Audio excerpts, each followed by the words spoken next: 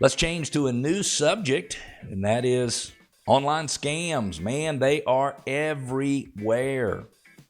So much of our day-to-day activities are done online, and this, as you probably are already well aware, increases the opportunity for someone to commit fraud and for us to fall for it.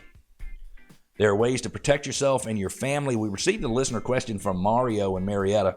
It says, how can we protect our identity?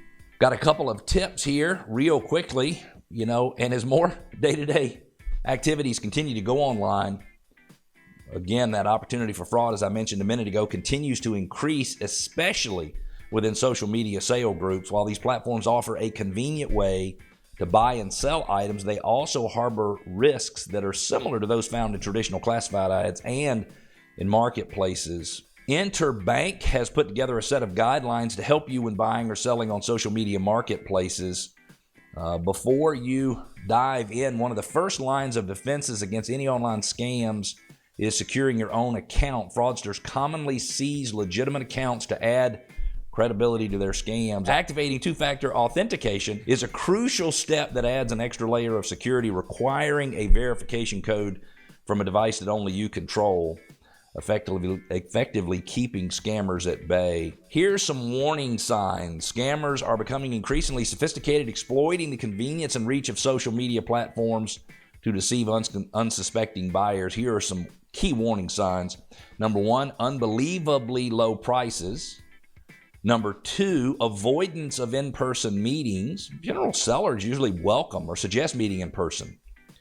Number three, a request for payment in gift cards. No legitimate transaction should require payment via gift card. Number four, communication evasion. Sellers who refuse to directly communicate or try to redirect you to external sites, you should be aware of them. Suspicious email addresses. Research the seller's email to check for a history of associated scams. I would assume you could just type it into Google and say, is blankety-blank@gmail.com a scam? And if it's been reported, maybe Google will tell you. When you have multiple listings for the same item, that should be a red flag. And overly creative excuses for bargain prices. I'm going to do this because my late husband passed away. And by the way, there are probably some situations around the world where people are in difficult situations and they do need some help, and it is legitimate. But when somebody says, I've inherited a bunch of money and I need to send you, I want to give it all to you, and all you need to do is send me some money first, you need to be careful. My mother is 84 years old, be 85 in November, and I am amazed at the amount of scam emails she receives, even on her company email address.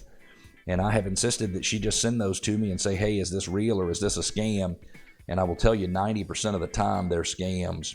Additional scam tactics to watch out for: fake payments and refund requests. Be wary of buyers insisting on using mobile payment apps, and a check over payment scam. Never accept checks for more than the purchase price. This is a big one. When selling online, it is best to deal with local buyers you can meet in person, accepting only cash to avoid most scams. If dealing with non-local buyers, familiarize yourself with the seller protections offered by the platform. Getting back to Mario's questions, Mario's, how do I protect my identity? And the reality is you just need to be very careful.